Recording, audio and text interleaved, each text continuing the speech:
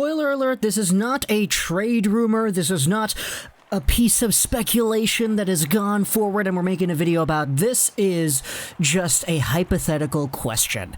And it's an idea that's being brought upon this YouTube channel by me, as well as by a special someone, Yannick Robertson, who commented on the most recent Vegas Golden Knights Pacioretty Marchessault Fleury video. And this was an idea that I just absolutely loved so much that I really wanted to talk about it here. So, yesterday we spoke about how the Vegas Golden Knights are apparently doubling down on the Max Pacioretty trade talks. How they've really gone out there and they've wanted to explore and shop the former Montreal Canadiens captain, who is 32 years old, who's going to be making $7 million AAV until 2023. We spoke about how the Golden Knights were trying to shop him, Marc-Andre Fleury, Jonathan Marchessault, and Alec Martinez because, hey, they signed Pietrangelo, and now they're in a spot where after giving the huge paydays over to some of their other guys on the team, they're forced to make decisions where they need to ship out some of those guys who have been given the big bucks on the team. And a lot of people in the comments, understandably, because this is a YouTube channel that primarily covers Montreal stuff once in a while, so we have a lot of Habs fans, very dedicated viewers who check out the channel, and I really appreciate your support. A lot of the comments were talking about, okay, this sucks. Max Pacioretty was very good in Montreal. He was in the trade rumor sphere. He got traded. He's one of the best players on Vegas. Statistically speaking, he literally was last year. And now he is again on the trade block because Vegas is not good at managing their own cap. And so a lot of Canadiens fans are like, yeah, this sucks, bro. He does not deserve this. Max Pacioretty is a guy who gave his heart and soul out for the Montreal Canadiens. He gets traded over to a cup contender. He loses in the Western Conference Finals, and now he might get traded again? Are you serious? So, leave it over to Yannick Robertson, who in the comments put a comment that I really much absolutely love. And we'll read it out just right here. Actually, why not, LOL? I'll give you Drouin for Pacioretty, ha ha ha ha ha, you're under the cap. I replied saying, oh my gosh, this is actually a great idea. So, today's video is discussing the idea on whether or not you would be happy with a Max Pacioretty for Jonathan Drouin trade. And I know I'm opening a big can of worms when I'm discussing this, but it actually, oddly enough, works out for both sides. And for those of you who are saying, okay, but it's an extra $1.5 million for the Habs, how exactly can they do that? Well, okay, let's go over everything first. Before we do the Habs stuff, though, I wanted to talk about Vegas because, of course, Pacioretty's a Vegas guy, and we all kind of know that this is primarily their own scenario. It's just we're taking a look at the Habs and trying to see how this could connect in a hypothetical situation. Max Pacioretty getting traded for Jonathan Drouin 1-for-1 puts Vegas back under the cap. Taking a look at where the Vegas Golden Knights are right now, the cap limit is $81.5 million. The Vegas Golden Knights at the moment are at $82.474. They have about $900,000 of cap space to clear, and making a trade where you trade away Max Pacioretty, who's making $7 million until 2023, for Jonathan Drouin, who is making $5.5 until 2023, it makes your team cap compliant. It's just, when you're taking a look at it one for one, you know, obviously, if you're in a position where you're trading away a Max Pacioretty for a Drouin, from the values of what things are today, you're probably losing.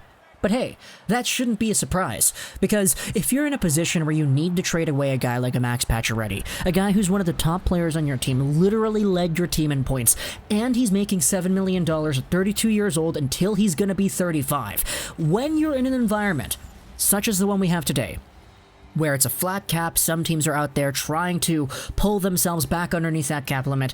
When you're in a position to trade away a player like Max Pacioretty, you're gonna lose. Straight up. That's just how it is. Players like Max Pacioretty, who are point-per-game #1 scorers on their team, you're almost never going to win those trades unless you get picks that down the line end up being super good or whatever, like Ottawa with Erik Karlsson, for example. They lost that trade in the eyes of many people who looked at the trade once the trade was made. But 2 years later, it's like, oh, they actually won. So, at face value, it's going to be very difficult to win a trade where you're trading away Max Pacioretty. But when you're in a position where you're forced to do that, you're going to lose some trades, straight up. You're going to be in a position to take the L, so to speak, because you're not going to be able to find a winning trade when you're trading away a guy like Patches. As for the Montreal Canadiens, we're talking about Drouin here because Drouin is kind of, he's the default. Every single time people are talking about Canadiens trade rumors, it's always Jonathan Drouin whose name enters the mix because, this guy's so talented, but we don't see the best out of this guy every single night. When he's on, he is on, and he's one of the better playmakers on the team, if not the best playmaker on the team. It's just you don't know what you're going to get out of Jonathan Drouin night in, night out. Are you going to get that best playmaker on the team, or are you going to get a guy who coasts along, who looks kind of lazy, who doesn't backcheck? It's weird with Drouin, but the ceiling is there. Drouin today, though, is indeed 25 years old. He's making $5.5 until 2023. It's the same length of a contract as Max Pacioretty. But one may take a look at a Canadiens' point of view trade and say, okay, well, the Habs have just under $400K in cap space right now. What makes you think a Drouin trade for Pacioretty would actually work? They would be over the cap by about $1.2 million if they do something like this. And this is kind of where I take a look at the 3D chess sort of situation, because if you wanted to get a Pacioretty in your squad, let's say Marc Bergevin today said, okay, our goal is to trade away Drouin for Pacioretty. We'll do it. If you have a Pacioretty on this team and you're 1.2 over the cap, you have a Jordan Weal who's right there, making 1.4 until 2021. He's available for trade all of a sudden because he's one of the guys whom you could probably find a replacement in your farm team, and based off of the way that some NHL teams might view this guy, you might be able to trade a Jordan Weal away for, a 6th or a 7th, whatever, just to get him off the team. Now, I don't know how many people out there are super big fans of Jordan Weal, but if you wanted to keep a Jordan Weal so badly, he's a free agent next year. You could try to re-sign him next year and actually have things work out, because this year the Canadiens are paying Karl Alzner $3.95 million. Next year that number reduces to $1.9. The year after it's $833K. So Karl Alzner is a contract on this Canadiens organization that gets smaller year per year. It's only really 2021 where the Canadiens are going to have some problems if they acquire a Max Pacioretty contract in replacement for a Drouin contract. You have the option afterwards of trading away a Jordan Weal, or maybe even a MacKinnon, but I'd probably be more inclined to trading a Weal, just FYI. And then you could probably get, like a Ryan Poehling or something, or a Jake Evans or something to come in and fill in that roster spot. We have a lot of prospects in Laval who are looking to be really good NHL caliber forwards this year.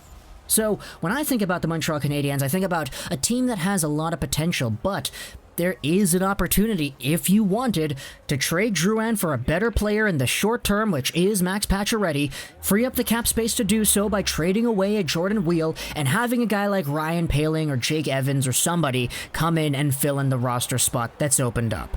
It's not a problem long term, I would think, because you still have that Karl Alzner contract that's getting lower by the minute. Jake Allen's a contract that gets cheaper next year too. He's making $2.875 till 2023 after 2021, where he's going to be making $4.35. There's an opportunity here if the Canadiens wanted to do it, but of course this question is asking you out there, what exactly is it that you think about this idea? Obviously I'm just pulling it from one YouTube comment that we saw, but it makes the most sense to me. If you're trading away Drouin for Pacioretty, you're going to win that trade, plain and simple. Max Pacioretty is the better asset today. And you can definitely make the argument, if Drouin becomes elite like we know he possibly can be, then this could be a very good trade for Vegas if they're paying 5.5 for a guy who might be able to put up 70 or 80 points or whatever. But there's uncertainty there. With Max Pacioretty, there's no uncertainty.